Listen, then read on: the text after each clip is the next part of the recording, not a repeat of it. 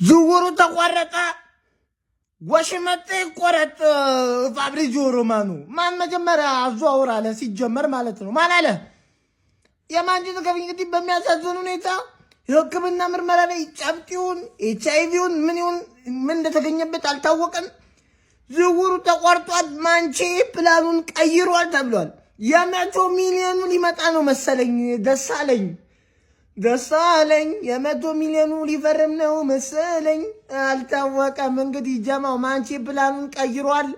ያበደ ፊርማ ይሻለው ኦማር ቤራዳ ደና ፊርማ አምጣ ብያለሁ። የማጫቸው የማንቼ ደጋፊዎች ልንገራችሁ ብዬ ነው። ሰበር ዜና ኤደርሰን ቱ ማን ዩናይትድ ሂርዊ አልሄድም።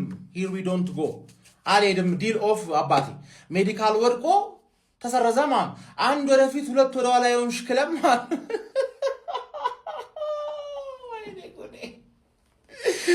አረ ጉዴ! አሁን ምን አለ ሻው ከቸልሲ ማን ነው ላቪያ ምናምን ነገር ሾፕ ማድረግ አለብሽ። ወልማርት ሄደሽ አንድ የዩናይትድ ደጋፊ ማን ነው አረ ጎስት በእናት ፕሪሚየር ሊግ እንኳን እስኪጀመር ድረስ ፍታል ምናምን ነገር ብሎ በጸባይ ስለጠየቀኝ በቃ ምንም አልልሽም። አሪፍ ነገር ነው። እንደውም አሪፍ ነገር እኮ ከዚህ ራሱ ማውጣት አይቻልም። ተረፍሽ እመኝ ነው የምልሽ። 5 ዓመት ፈርሙ ጉዳት ያለበት ሰውዬ ቢሆን ታውቃላችሁ፣ የዩናይትድ ተጫዋች ሉክሾ ያስተምራችኋል እኮ ትጎዳለህ። ቁጭ ብለህ ደሞዝ ትሰበስባለህ። ኮንትራት ምናምን ነገር የሚታደስበት ሰዓት ላይ ትመለሳለህ። የሚገርም አቋም ታሳያለህ። ኤክስቴንድ ይደረግልሃል። ትጎዳለህ። ሪንስ ኤንድ ሪፒት ማለት ነው። ባርሌ የዩናይትድ ፊሎሶፊ ነው የምልሽ። ቶሚ ደግሞ አመጣለሁ ብላ ምልሽ እሱ ደግሞ ፈረመብሽ። ገባሻል? ማን ልታመጪ ነው? እኔም ያበደ ሰው ልስጥሽ ማለት ነው። የፕሪሚየር ሊግ ልምድ ያለው የዋንጫ ልምድ ያለው ኤክስፒሪየንስ ያለው ብዙ ቦታዎች ከቨር የሚያደርግ ክሪስቲን ኖርጋርድ አለልሽ። ምርጥ ተጫዋች ማለት የብሬንትፎርድ አምበል የፕሮጀክታቸው ሄድ ማለት እኔ ታውቂያለሽ፣ አምበል ማስጀመር ምናምን ነገር ሙዴ ነው። የብሬንትፎርድን ሄድ ኦፍ ዘ ፕሮጀክት ባለፈው አስፈረምኩት ያለፈው ዓመት። አሁን ላንቺ እሸጥልሻለሁ። የኒውካስልን ሄድ ኦፍ ዘ ፕሮጀክት ጠቅላ አረገው ነው።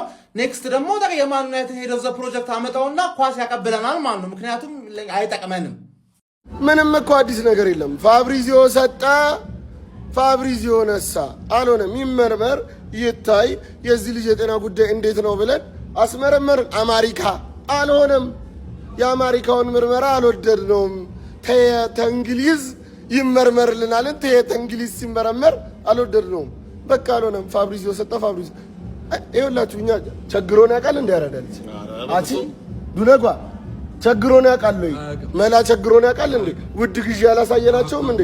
ምድረ ፎቃቃ የሀብታም ልጆች ነን።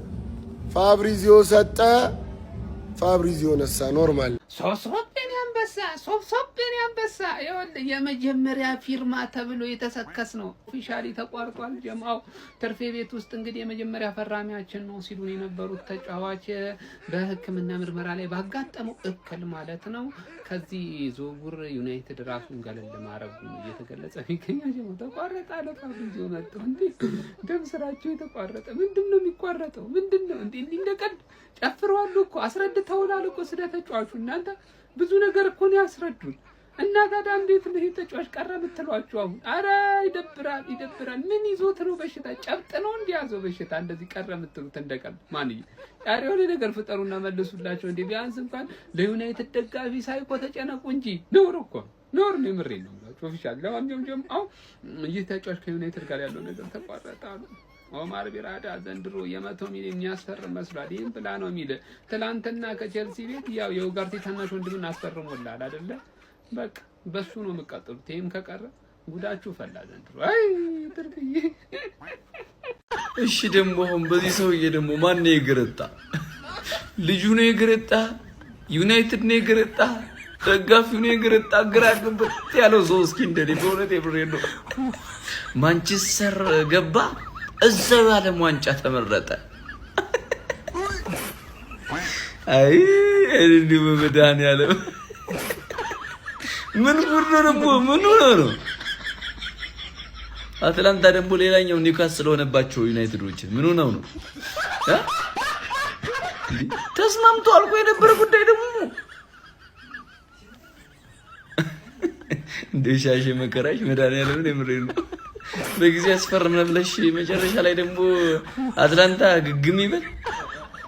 ልዩ ፈልጎ ነበር ሆነ ለመናገር እዛ ያለም ዋንጫ ራሱ የሆነ ጊዜ ተቀይሮ ሲገባ ዩናይትድ ማሊያ እያሳዩት ምናምን ያለ አሳዘነኝ እግዚአብሔር።